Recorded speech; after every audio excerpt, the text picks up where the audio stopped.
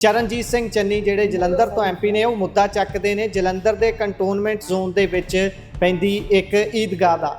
मुस्लिम ईदगाह cantonment area में मुस्लिम ईदगाह 1909 से मुसलमानों के कब्जे में है, उनको ये दान की गई थी, लेकिन अब उसका एक नोटिस जारी करके 10 दिन का नोटिस दिया गया है कि इसको खाली करें। ਤੇ ਕੀ ਕਾਰਨ ਰਿਹਾ ਜਿਹੜਾ ਨੋਟਿਸ ਚਿਪਕਾਇਆ ਗਿਆ ਉਸ ਤੇ ਕੀ ਲਿਖਿਆ ਹੋਇਆ ਹੈ? ਇੱਕ ਨੋਟਿਸ ਚਿਪਕਾ ਦਿੱਤਾ ਉਹਦੇ ਉੱਤੇ ਕਿ ਤੁਸੀਂ 10 ਦਿਨ ਦੇ ਵਿੱਚ ਇਹ ਈਦਗਾਹ ਨੂੰ ਖਾਲੀ ਕਰ ਦਿਓ।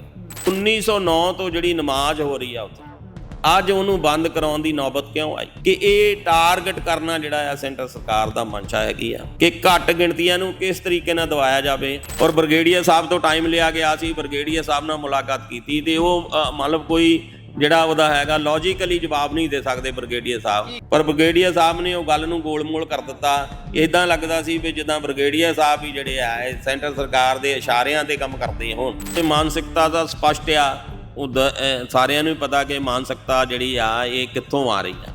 ਜਿਹੜਾ ਕੰਟੋਨਮੈਂਟ ਬੋਰਡ ਏਰੀਆ ਹੈਗਾ ਆ ਉਹ ਸੈਂਟਰ ਸਰਕਾਰ ਦੇ ਅਧੀਨ ਚੱਲਦਾ ਹੈ। ਦੇਖੋ ਸਰਕਾਰ ਦਾ ਮੇਨ ਮੋਟਿਵ ਹੀ ਘੱਟ ਗਿਣਤੀਆਂ ਨੂੰ ਦਬਾਉਣਾ। ਉਹ ਚਾਹੇ ਅੱਜ ਮੁਸਲਮਾਨਾਂ ਤੇ ਤਸ਼ੱਦਦ ਕਰ ਰਹੀ ਆ ਤੇ ਕੱਲ੍ਹ ਨੂੰ ਜਿਹੜੀਆਂ ਘੱਟ ਗਿਣਤੀ ਬਾਕੀ ਹੈਗੀਆਂ ਬਖਸ਼ਣਾ ਉਹਨਾਂ ਨੂੰ ਵੀ ਹੈ ਨਹੀਂ। ਸਤਿ ਸ਼੍ਰੀ ਅਕਾਲ ਜੀ, ਪੰਜਾਬੀ ਰੇਡੀਓ ਤੇ ਪੰਜਾਬੀ ਟੀਵੀ USA ਇਸ ਸਮੇਂ ਤੁਸੀਂ ਵੇਖ ਰਹੇ ਹੋ। ਸੰਸਦ ਦੇ ਵਿੱਚ ਇਸ ਸਮੇਂ ਸੈਸ਼ਨ ਚੱਲ ਰਿਹਾ ਹੈ, ਮੌਨਸੂਨ ਸੈਸ਼ਨ ਚੱਲ ਰਿਹਾ ਹੈ। ਇਹ ਸਭ ਦੇ ਚੱਲਦਿਆਂ ਚਰਨਜੀਤ ਸਿੰਘ ਚੰਨੀ ਜਿਹੜੇ ਜਲੰਧਰ ਤੋਂ ਐਮਪੀ ਨੇ ਉਹ ਮੁੱਦਾ ਚੱਕਦੇ ਨੇ ਜਲੰਧਰ ਦੇ ਕੰਟੋਨਮੈਂਟ ਜ਼ੋਨ ਦੇ ਵਿੱਚ ਪੈਂਦੀ ਇੱਕ ਈਦਗਾਹ ਦਾ। ਉਸ ਈਦਗਾਹ ਦੇ ਉੱਪਰ ਕਹਿੰਦੇ ਨੋਟਿਸ ਲਾ ਦਿੱਤਾ ਜਾਂਦਾ ਹੈ ਕਿ 10 ਦਿਨਾਂ ਦੇ ਵਿੱਚ ਖਾਲੀ ਕਰ ਦਿੱਤਾ ਜਾਵੇ, ਇੱਥੇ ਹੁਣ ਤੁਸੀਂ ਨਮਾਜ਼ ਨਹੀਂ ਪੜ੍ਹ ਸਕਦੇ। ਉਹਨਾਂ ਨੇ ਇਸ ਨੂੰ ਜੋੜਿਆ ਦੇਸ਼ ਦੀ ਰਾਜਨੀਤੀ ਦੇ ਨਾਲ। ਦੇਸ਼ ਵਿੱਚ ਜੋ ਕੁਝ ਚੱਲ ਰਿਹਾ ਜਿਸ ਤਰੀਕੇ ਦੇ ਨਾਲ ਘੱਟ ਗਿਣਤੀਆਂ ਟਾਰਗੇਟ ਨੇ ਦੇ ਉੱਪਰ ਨੇ, ਉਹ ਸਾਰੀਆਂ ਗੱਲਾਂ ਨੂੰ ਉਹਨਾਂ ਨੇ ਕੇਂਦਰ ਬਿੰਦੂ 'ਚ ਲਿਆ ਕੇ ਸਰਕਾਰ ਨੂੰ ਕਟਹਿਰੇ 'ਚ ਖੜਾ ਕਰਨ ਦੀ ਕੋਸ਼ਿਸ਼ ਕੀਤੀ।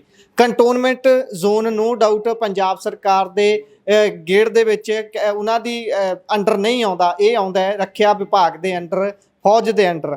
ਤੇ ਉੱਥੇ ਇਹ ਕਿਉਂ ਚਿਪਕਾਇਆ ਗਿਆ ਹੈ, ਉਸ ਨੂੰ ਸੀਕ੍ਰੇਟਲੀ ਰੱਖਿਆ ਜਾਣਾ ਹੈ ਜਾਂ ਫਿਰ ਕੋਈ ਗੱਲ ਹੋਰ ਹੈ, ਉਹ ਤਾਂ ਬਾਅਦ 'ਚ ਪਤਾ ਲੱਗੇਗੀ। ਪਰ ਉੱਥੋਂ ਦੀਆਂ ਕੁਝ ਜਥੇਬੰਦੀਆਂ ਮੌਜੂਦ ਨੇ, ਹੋਰ ਵੀ ਮੁੱਦੇ ਲੈ ਕੇ ਆਈਆਂ ਨੇ, ਪਰ ਗੱਲ ਪਹਿਲਾਂ ਸਭ ਤੋਂ ਇੱਥੋਂ ਹੀ ਛੂੰਗਾ। ਮੇਰੇ ਨਾਲ ਬਾਈ ਹੁਣੀ ਮੌਜੂਦ ਨੇ, ਇਹਨਾਂ ਨਾਲ ਗੱਲ ਕਰਦੇ ਹਾਂ। ਬਾਈ ਜੀ, ਸਭ ਤੋਂ ਪਹਿਲਾਂ ਉਹ ਚੰਨੀ ਜੀ ਵਾਲਾ ਮੁੱਦਾ ਹੀ ਦੱਸਿਓ ਜਿਹੜਾ ਉਹਨਾਂ ਨੇ ਚੱਕਿਆ ਉੱਥੇ ਸੰਸਦ ਦੇ ਵਿੱਚ। ਕੀ ਉਹ ਕਦੋਂ ਤੋਂ ਤੁਸੀਂ ਉੱਥੇ ਨਮਾਜ਼ ਪੜ੍ਹ ਰਹੇ ਹੋ, ਪਹਿਲਾਂ ਤਾਂ ਇਹ ਦੱਸਿਓ, ਤੇ ਉਸ ਤੋਂ ਬਾਅਦ ਕੀ ਕਾਰਨ ਰਿਹਾ ਜਿਹੜਾ ਨੋਟਿਸ ਚਿਪਕਾਇਆ ਗਿਆ, ਉਸ ਤੇ ਕੀ ਲਿਖਿਆ ਹੋਇਆ ਹੈ ਉੱਥੇ? ਮੈਂ ਸਰਵਰ ਗੁਲਾਮ ਸਭਾ ਪੰਜਾਬ ਪ੍ਰੈਜ਼ੀਡੈਂਟ ਰਾਸ਼ਟਰੀ ਅਲਪਸੰਖਿਅਕ ਆਰਕਸ਼ਣ ਮੋਰਚਾ। ਮੁੱਦਾ ਪਿਛਲੇ ਦਿਨ ਹੀ ਇਹ ਗੱਲ ਸਾਹਮਣੇ ਆਈ ਕਿ ਜਿਹੜਾ ਕੰਟੋਨਮੈਂਟ ਬੋਰਡ ਨੇ ਇੱਕ ਨੋਟਿਸ ਚਿਪਕਾ ਦਿੱਤਾ ਉਹਦੇ ਉੱਤੇ ਕਿ ਤੁਸੀਂ 10 ਦਿਨ ਦੇ ਵਿੱਚ ਈਦਗਾਹ ਨੂੰ ਖਾਲੀ ਕਰ ਦਿਓ। ਕਿਉਂਕਿ ਉਹ ਜਗ੍ਹਾ 'ਤੇ ਜਿਹੜਾ ਦਾਅਵਾ ਆ ਪੰਜਾਬ ਵਕਫ ਬੋਰਡ ਦਾ ਵੀ ਆ ਕਿ ਇਹ ਜਗ੍ਹਾ ਜਿਹੜੀ ਆ ਵਕਫ ਪ੍ਰਾਪਰਟੀ ਆ। ਉਹ ਜਿਹੜਾ ਕੇਸ ਆ ਉਹ ਅਦਾਲਤ ਦੇ ਵਿੱਚ ਵਿਚਾਰ ਅਧੀਨ ਆ। ਉਸ ਤੋਂ ਬਾਅਦ ਸਾਡੇ ਲੋਕਲ ਜਿਹੜੇ ਭਰਾ ਨੇ ਜਲੰਧਰ ਤੋਂ, ਉਹਨਾਂ ਨੇ ਵੀ ਇੱਕ ਯਾਚਕਾ ਦਾਇਰ ਕੀਤੀ ਹੋਈ ਆ ਇਸ ਜਗ੍ਹਾ ਨੂੰ ਲੈ ਕੇ।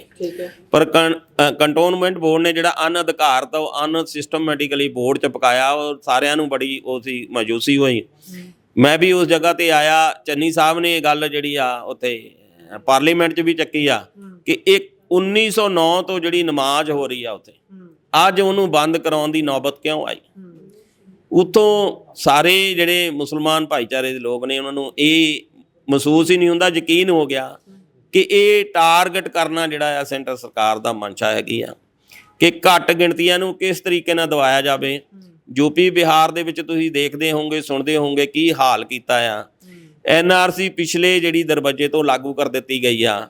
65 ਲੱਖ ਜਿਹੜਾ ਵੋਟਰ ਉੱਥੋਂ ਤੁਸੀਂ ਘਰੋਂ ਆਪਣੇ ਉਹਦਾ ਵੋਟ ਦੇ ਪਾਉਣ ਦੇ ਹੱਕਾਂ ਤੋਂ ਬੰਗਲਾਦੇਸ਼ੀ ਕਹਿ ਕੇ ਜਾਂ ਵਿਦੇਸ਼ੀ ਕਹਿ ਕੇ।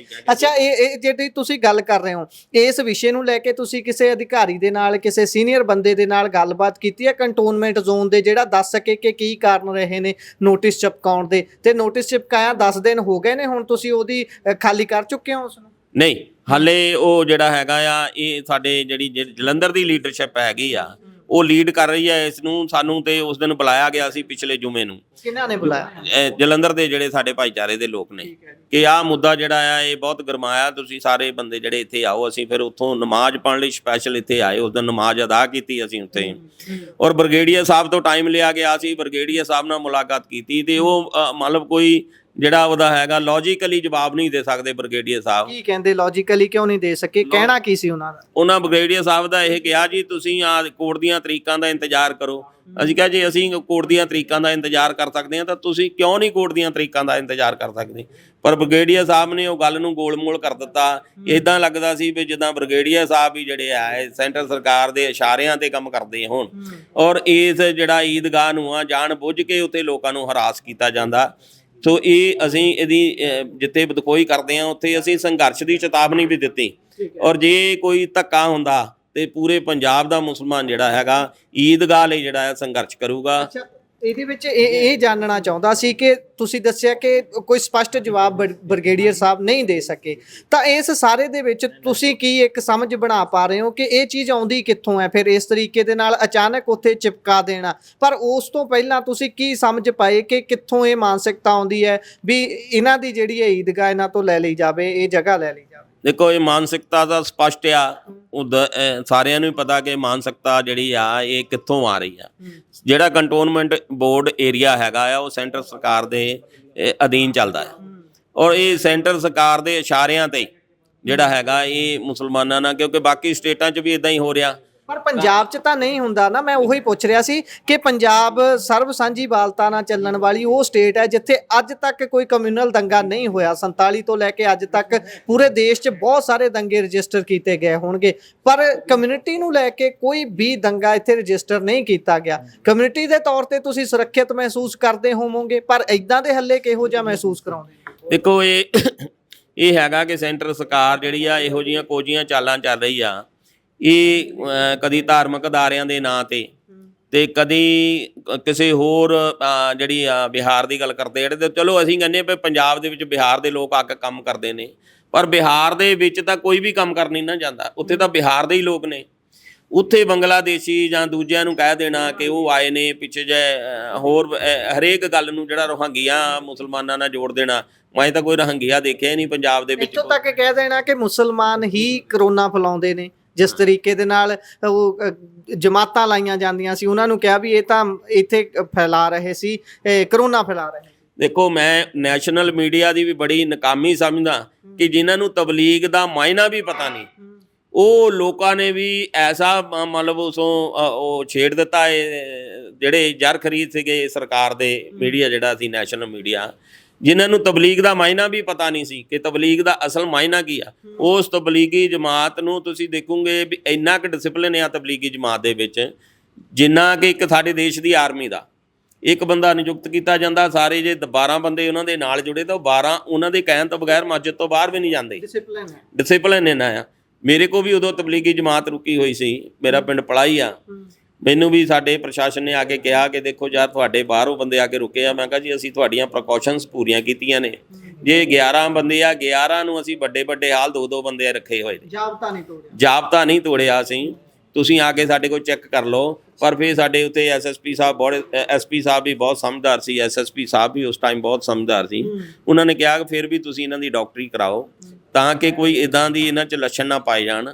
ਮੈਂ ਉਹਨਾਂ ਨੂੰ ਗਿਆ ਨਾਲ ਜਾ ਕੇ ਡਾਕਟਰੀ ਕਰਾਈ, ਪਰ ਮੈਂ ਦੇਖਿਆ ਕਿ ਉਹ ਤਬਲੀਗੀ ਜਮਾਤ ਨੂੰ ਬਦਨਾਮ ਕਰ ਲਿਆ। ਦੇਖੋ ਹੁਣ ਬਰੀ ਹੋ ਗਏ ਹੋਣਦੇ ਜਿਹੜੇ ਬੰਦਿਆਂ ਤੇ ਪਰਚੇ ਦਰਜ ਕੀਤੇ। ਇਹ ਵੀ ਦੇਖੋ ਨਾ ਉੱਥੇ ਪੁਲਿਸ ਮੁਲਾਜ਼ਮ ਦਾ ਬਿਆਨ ਕਿਹੋ ਜਿਹਾ ਸੀ ਅੰਦਰ ਜਿਹੜਾ ਰਜਿਸਟਰ ਹੋਇਆ ਵੀ ਇਹ ਮੁਸਲਮਾਨ ਤਾਂ ਕਰੋਨਾ ਫੈਲਾਉਂਦੇ ਨੇ। ਹਾਂ ਬਿਲਕੁਲ, ਬਹੁਤ ਹੀ ਇਹ ਨਿੰਦਣਯੋਗ ਔਰ ਘਟੀਆ ਗੱਲ ਆ। ਤੁਸੀਂ ਯਕੀਨ ਮੰਨੋ ਮੈਂ ਕਰੋਨਾ ਦੇ ਦਿਨਾਂ 'ਚ ਇੱਕ ਦਿਨ ਵੀ ਆਪਣੇ ਘਰ ਨਹੀਂ ਬੈਠ ਕੇ ਦੇਖਿਆ।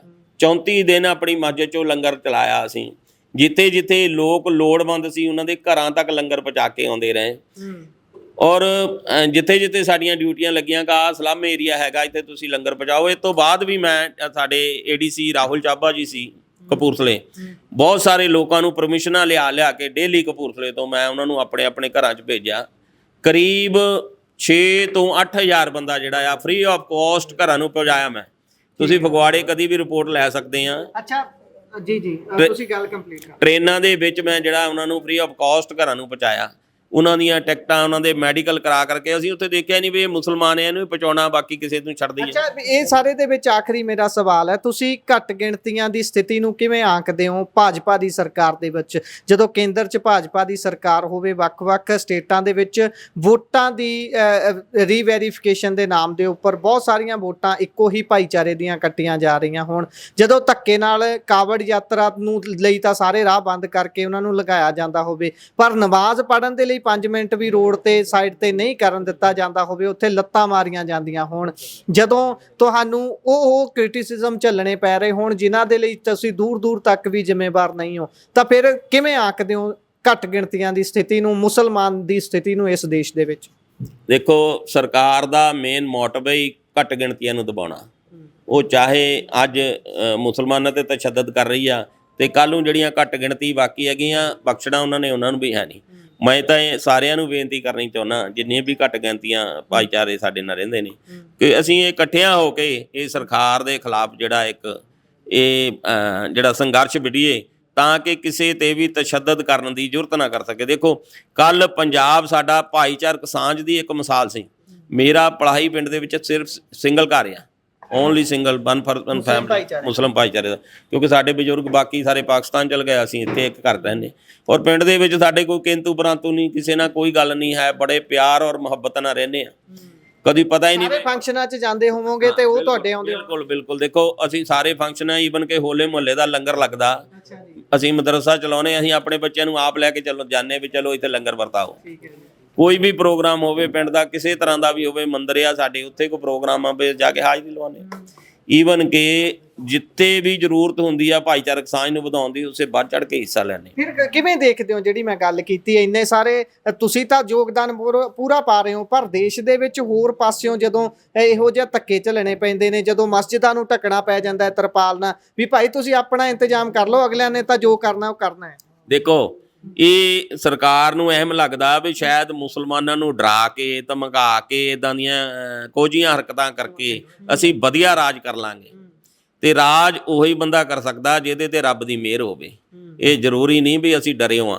ਸਬਰ ਸਾਡੇ ਲਈ ਬੜਾ ਵੱਡਾ ਪੈਮਾਨਾ। ਹਜ਼ਰਤ ਮੁਹੰਮਦ ਸਾਹਿਬ ਨੇ ਕਿਹਾ ਕਿ ਹਰ ਚੀਜ਼ ਤੋਂ ਪਹਿਲਾਂ ਤੁਸੀਂ ਸਬਰ ਕਰੋ। ਔਰ ਜਦੋਂ ਇਹ ਸਬਰ ਦਾ ਪੈਮਾਨਾ ਲਾਰੇਜ਼ ਹੋ ਗਿਆ, ਇਹ ਹਕੀਕਤ ਉਹਦੀ ਜਿਹੜੀ ਜਾਣਕਾਰੀ ਫੇਰ ਸਾਹਮਣੇ ਨਿਕਲ ਕੇ ਆਉਣੀ ਆ। ਇਹ ਜਿਹੜੀ ਸਰਕਾਰ ਸੋਚਦੀ ਵੀ ਡਰਾ ਧਮਕਾ ਕੇ ਇਹਨਾਂ ਨੂੰ ਅਸੀਂ ਖੁੱਡੇ ਲੈਣ ਲਾ ਦਿਆਂਗੇ, ਇਹ ਇੱਦਾਂ ਹੋਣਾ ਨਹੀਂ। ਇਹ ਅਸੀਂ ਨਾ ਤੇ ਡਰਦੇ ਹਾਂ, ਨਾ ਕੋਈ ਡਰਾਉਣ ਦੀ ਕੋਸ਼ਿਸ਼ ਕਰੇ। ਪਰ ਸੰਘਰਸ਼ ਕਰਨਾ ਕਦੋਂ ਨੂੰ ਹੈ? ਇੰਨਾ ਕੁਝ ਹੋ ਗਿਆ, ਇੰਨੇ ਤਸ਼ੱਦਦ ਹੋ ਰਹੇ ਨੇ ਪੂਰੇ ਦੇਸ਼ ਦੇ ਵਿੱਚ, ਕਦੋਂ ਸੰਘਰਸ਼ ਕਰਨਾ ਹੈ? ਹਾਲੇ ਵੀ ਕੁਝ ਹੋਣ ਦੀ ਬਾਕੀ ਹੈ। ਦੇਖੋ, ਸਾਡੀ ਇੱਕ ਤੰਜੀਮ ਜਮੀਅਤ ਉਲਮਾ ਹਿੰਦ ਆ, ਉਹਦਾ ਮੈਂ ਮਤਲਬ ਮੁੱਖਿਆ ਕਾਰਜਕਾਰਨੀ ਦਾ ਮੈਂਬਰ ਵੀ ਪੰਜਾਬ 'ਚੋਂ। ਸਾਡੀ ਜਮੀਅਤ ਜਿਹੜੀ ਤੰਜੀਮ ਹੈਗੀ ਆ, ਉਹ ਜਿੱਥੇ ਧੱਕਾ ਹੁੰਦਾ ਕੋਰਟ ਦੇ ਵਿੱਚ, ਜਿੰਨੇ ਵੀ ਕੇਸ ਆ, ਜਮੀਅਤ ਉਲਮਾ ਹਿੰਦ ਲੜ ਰਹੀ ਆ। ਜੇ ਵਕਫ ਅਮੈਂਡਮੈਂਟ ਨੂੰ ਲੈ ਕੇ ਅਸੀਂ ਮੋਰਚੇ ਨੇ ਕੇਸ ਕੀਤਾ, ਸੁਪਰੀਮ ਕੋਰਟ ਗਿਆ, ਨਾਲ ਜਮੀਅਤ ਉਲਮਾ ਹਿੰਦ ਵੀ ਗਈ ਆ। ਆ ਜਿਹੜੇ ਜਮਾਤੀ ਲੈਣ ਦੇ ਬੰਦੇ ਵਰੀ ਕਰਾਏ ਆ, ਇਹ ਵੀ ਜਮੀਅਤ ਦੀ ਦੇਣ ਆ ਕਿ ਉਹਨਾਂ ਦਾ ਕੇਸ ਲੜਿਆ ਔਰ ਬਾਇਜ਼ਤ ਵਰੀ ਕਰਾਇਆ। ਇਹਨੂੰ ਛੱਡੋ, ਤੁਸੀਂ ਬੰਬ ਧਮਾਕਿਆਂ ਦੇ ਦੋਸ਼ੀ ਜਿਹੜੇ ਆ ਕਈ ਸਾਲਾਂ ਬਾਅਦ ਅੱਜ ਵਰੀ ਹੋ ਗਏ, ਪਰ ਜਿਹੜੀ ਉਹਨਾਂ ਦੀ ਜ਼ਿੰਦਗੀ ਇਹਨਾਂ ਨੇ ਜੇਲ੍ਹਾਂ ਦੇ ਵਿੱਚ ਰੋਲ ਦਿੱਤੀ, ਉਹਦਾ ਭੁਗਤਾਨ ਕੌਣ ਕਰੂਗਾ? ਉਹ ਵੀ ਘੱਟ ਗਿਣਤੀਆਂ ਦੇ ਹੋਣ ਦੇ ਕਾਰਨ ਇਹ ਤੁਹਾਨੂੰ ਲੱਗਦਾ? ਦੇਖੋ, ਘੱਟ ਗਿਣਤੀਆਂ ਸਰਕਾਰਾਂ ਜਿਹੜੀਆਂ ਹੈਗੀਆਂ, ਇਹ ਸਰਕਾਰ ਭਾਜਪਾ ਜਿਹੜੀ ਖਾਸ ਕਰਕੇ ਬੀਜੇਪੀ ਸਰਕਾਰ ਸੈਂਟਰ ਦੇ ਵਿੱਚ ਬੈਠੀ ਆ, ਉਹਨਾਂ ਦਾ ਟਾਰਗੇਟ ਹੀ ਮੁਸਲਮਾਨ ਹੈ ਕਿ ਯੂਪੀ 'ਚ ਇਹਨਾਂ ਨੂੰ ਦਬਾ ਲਓ, ਡਰਾ ਲਓ। ਇਹਨਾਂ ਨੂੰ ਬਿਹਾਰ 'ਚ, ਹੁਣ ਬਿਹਾਰ 'ਚ ਇਹਨਾਂ ਨੇ ਉਹ ਚਾਲੂ ਕਰ ਦਿੱਤਾ ਕਿ 65 ਲੱਖ ਵੋਟ ਜਿਹੜੀ ਆ ਮੁਸਲਮਾਨਾਂ ਦੀ ਕੱਢ ਦਿੱਤੀ ਹੈ ਨਾ, ਕਿਉਂਕਿ ਇਹ ਸਰਕਾਰ ਧੱਕੇਸ਼ਾਹੀ ਨਾਲ ਰਾਜ ਕਰਨਾ ਚਾਹੁੰਦੀ ਹੈ ਇਸ ਦੇਸ਼ ਤੇ। ਪਰ ਇਹ ਧੱਕੇਸ਼ਾਹੀ ਬਹੁਤਾ ਦੇਰ ਚੱਲਣੀ ਨਹੀਂ ਹੈ। ਲੋਕ ਜਾਗ ਰਹੇ ਨੇ, ਮੁਸਲਮਾਨ ਅਵੇਅਰ ਹੋ ਰਹੇ ਨੇ। ਆਹ ਤੰਜੀਮਾਂ ਜਿਹੜੀਆਂ ਵੱਖ-ਵੱਖ ਖਿੱਤਿਆਂ 'ਚ ਨਿਕਲੀਆਂ ਨੇ, ਇਹ ਲੋਕਾਂ ਨੂੰ ਅਵੇਅਰ ਕਰਨਗੀਆਂ, ਲੋਕਾਂ ਨੂੰ ਜਾਗਰੂਕ ਕਰਨਗੀਆਂ ਕਿ ਇਹਨਾਂ ਸਰਕਾਰਾਂ ਦੇ ਖਿਲਾਫ ਲੜਾਈ ਲੜਨੀ ਕਿੱਦਾਂ। ਇਹ ਸਗੋਂ ਵਧੀਆ ਗੱਲ ਆ। ਮੈਂ ਕਹਿੰਦਾ ਬੀਜੇਪੀ ਨੇ ਜੋ ਮੁਸਲਮਾਨਾਂ ਨਾਲ ਕੀਤਾ, ਕਿਉਂਕਿ ਹੁਣ ਮੁਸਲਮਾਨ ਜਿਹੜੇ ਅਲੱਗ-ਅਲੱਗ ਪਲੇਟਫਾਰਮਾਂ 'ਤੇ ਸੀ, ਉਹ ਇੱਕ ਜਗ੍ਹਾ ਆ ਕੇ ਆਪਣੀ ਕੌਮ ਲਈ ਜ਼ਰੂਰ ਸੋਚਣਗੇ। ਸੋ ਇਹਦਾ ਜਿੱਥੇ ਨੁਕਸਾਨ ਕਰ ਰਹੀ ਹੈ ਸਰਕਾਰ, ਉੱਥੇ ਮੁਸਲਮਾਨਾਂ ਨੂੰ ਫਾਇਦਾ ਹੁੰਦਾ ਵੀ ਦੀਦਾ, ਕਿਉਂਕਿ ਹਾਲੇ ਆਮ ਪਬਲਿਕ ਦੇ ਦੇਖੋ, ਆ ਪਟਨੇ ਅਮੈਂਡਮੈਂਟ ਦੇ ਖਿਲਾਫ ਜਿਹੜਾ ਇਕੱਠ ਹੋਇਆ ਬਿਹਾਰ ਦੇ ਵਿੱਚ, ਕਈ ਲੱਖ ਬੰਦਾ ਸੀ ਉੱਥੇ। ਜੀ ਸਾਡੇ ਚੇਅਰਮੈਨ ਸਾਹਿਬ ਵਿੱਚ ਸੀਗੇ। ਉਸ ਜਾਗਰੂਕਤਾ ਆਉਂਦੀ ਹੈ, ਇਸ ਸੰਘਰਸ਼ ਬਹੁਤ ਜਾਗਰੂਕਤਾ ਪੈਦਾ ਹੋ ਰਹੀ ਹੈ। ਜ਼ਰੂਰ ਦੱਸ ਦਿਓ, ਜਿਹੜਾ ਤੁਸੀਂ ਮਦਰਸਾ ਕਾਉਂਸਲ ਬਣਾਉਣ ਦੀ ਮੰਗ ਕਰ ਰਹੇ ਹੋ, ਅੰਤ ਦੇ ਵਿੱਚ ਮੈਂ ਚਾਹੁੰਦਾ ਜਿਹੜਾ ਤੁਹਾਡਾ ਮੁੱਖ ਏਜੰਡਾ ਸੀ ਅੱਜ, ਉਹਦੀ ਜ਼ਰੂਰ ਗੱਲ ਹੋਵੇ। ਅਸਲ 'ਚ ਜਿਹੜਾ ਇਹ ਆਪਣੇ ਮਦਰਸਾ ਕੌਂਸਲ ਆ, ਕਿਉਂਕਿ ਸਾਡੇ ਬੱਚੇ ਜਿਹੜੇ ਪੜ੍ਹਦੇ ਆ ਉਹਨਾਂ ਨੂੰ ਕੋਈ ਵੀ ਮਾਨਤਾ ਨਹੀਂ ਸਰਕਾਰ ਵੱਲੋਂ। ਜੇ ਬੱਚਾ ਮਦਰਸੇ 'ਚੋਂ ਪੜ੍ਹ ਕੇ ਜਾਂਦਾ ਤੇ ਗਾਹਾਂ ਉਹਦਾ ਕੋਈ ਸਕੋਪ ਨਹੀਂ ਦੀਦਾ। ਹੋਰ ਸਟੇਟ 'ਚ ਹੈ ਕਿਸੇ? ਹਾਂ, ਬਾਕੀ ਸਾਰੀਆਂ ਸਟੇਟਾਂ 'ਚ ਮਦਰਸਾ ਬੋਰਡ ਬਣਿਆ ਹੋਇਆ। ਉਹ ਮਦਰਸਾ ਬੋਰਡ ਜਿਹੜਾ ਸਰਕਾਰ ਦੇ ਜਿਹੜਾ ਐਜੂਕੇਸ਼ਨ ਵਿਭਾਗ ਆ ਉਹਦੇ ਅਧੀਨ ਹੀ ਚੱਲਦਾ। ਠੀਕ ਹੈ, ਉਹਦੇ ਨਾਲ ਮਤਲਬ ਕਿ ਅਟੈਚ ਹੋਣਾ, ਕੋਈ ਅਲੱਗ ਵਿਭਾਗ ਨਹੀਂ ਬਣਾਉਣਾ। ਲਗਭਗ ਉਹਦੇ ਨਾਲ ਹੀ ਅਟੈਚ ਹੋ ਜਾਣਾ। ਇਹ ਮਾਨਤਾ ਜਿਹੜੀ ਬੱਚਿਆਂ ਨੂੰ ਆ, ਇਹਨਾਂ ਦਾ ਭਵਿੱਖ ਸਵਾਰਨ ਲਈ, ਇਹਨਾਂ ਨੂੰ ਉਚੇਰੀ ਸਿੱਖਿਆ ਨਾਲ ਜੋੜਨ ਲਈ ਇਹ ਮਦਰਸਾ ਕੌਂਸਲ ਦੀ ਬਹੁਤ ਜ਼ਰੂਰਤ ਆ ਪੰਜਾਬ 'ਚ। ਇਹਦੇ ਲਈ ਅਸੀਂ ਸਰਕਾਰ ਨੂੰ ਬੇਨਤੀ ਕਰਨਾ ਚਾਹੁੰਦੇ ਕਿ ਤੁਸੀਂ ਜਲਦ ਤੋਂ ਜਲਦ ਜਿਹੜਾ ਹੈ ਸਾਡੀ ਇਹ ਮੰਗ ਨੂੰ ਪੂਰਾ ਕੀਤਾ ਜਾਵੇ। ਜੀ, ਧੰਨਵਾਦ। ਸ਼ੁਕਰੀਆ। ਧੰਨਵਾਦ ਜੀ।